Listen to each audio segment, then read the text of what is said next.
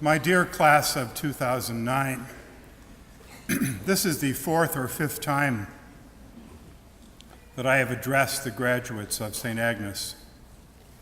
And I always like to begin by saying that what I have prepared to say is just for you. It's just for you. If your families and friends want to listen in, we can't help that, can we?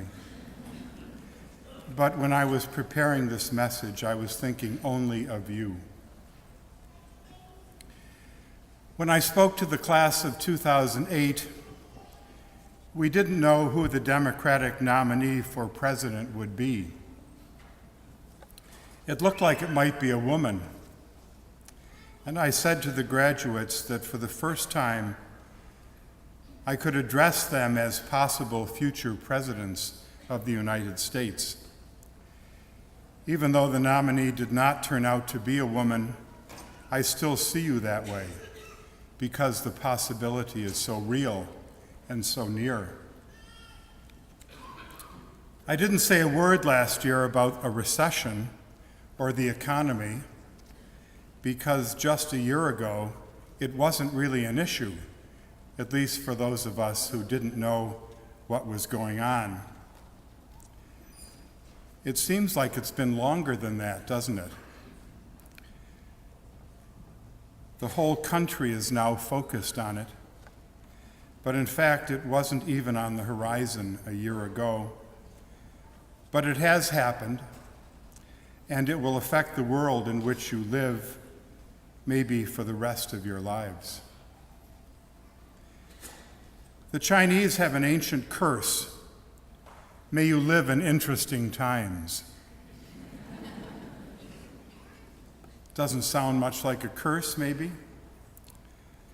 But what they mean is times of quantum change, of upheaval, of huge movement.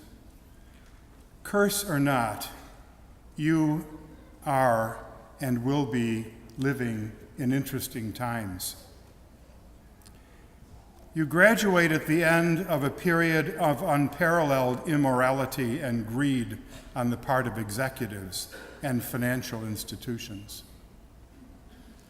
It has spread to the middle class. Homes are twice the size they used to be, even though families are smaller. Of course, we Americans are getting bigger ourselves. We put on about £1 a year since the 1970s, and about a third of us are obese. Thank God for these vestments.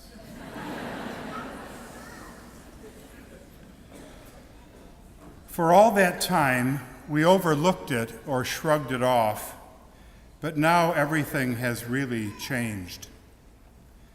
The Great Recession, they call it, the Great Recession. Interesting times indeed. And you will probably spend the rest of your lives dealing with the consequences of our 26-year-long spending spree. It is really the end of America as we knew it. And this is not necessarily entirely a bad thing if we begin to behave wisely. It may seem foolish of me to speak of living wisely to a group of kids on their way to college, because college students have a reputation of living unwisely. But the strange thing is that students in college are all the while thinking wise thoughts, even if they don't live them. Living them comes later, we hope.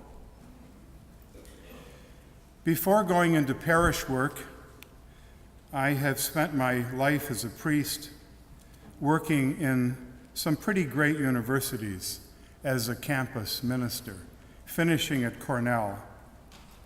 Anybody going to Cornell? Too bad. Great school. And even though most of the students were incredibly selfish and self-absorbed, kind of like you, They were forming ideas for social change and helping others and getting involved and living simply and deciding what they needed versus what they wanted. They begin to wonder what they want to do with their lives besides making money.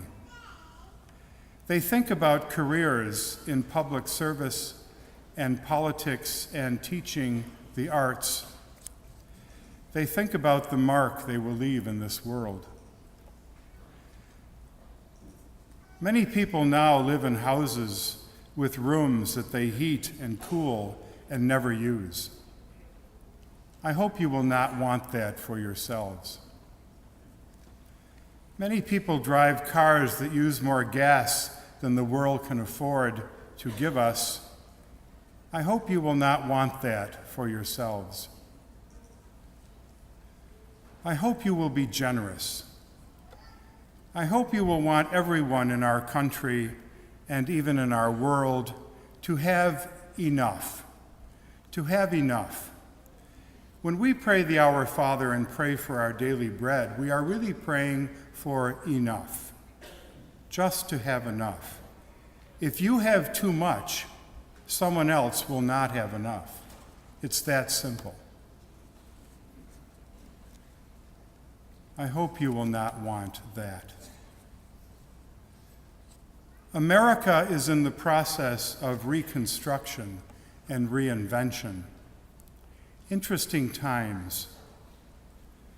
But it's not so much a curse as an opportunity. If you have, as a class, probably the greatest challenge, possibly of any class in this new century. Keep in mind the beautiful line from St. John's letter, "Beloved, if God so loved us, we must also love one another." Tomorrow we celebrate the return of Jesus to his Father in the Ascension. You can see in the gospel today how worried he was about those he left behind. Sort of like your parents are worried as you leave St. Agnes and as you leave home. But he sends them into the world anyway, just as this school and your parents send you. And I pray with Jesus and all those who love you that the Father will keep you in his name, that you may share his joy completely, that you will not belong to the world, and that he keeps you from the evil one, that you be consecrated in the truth, and that the class of 2009 will leave a beautiful mark on the world and someday come together again in our Father's house.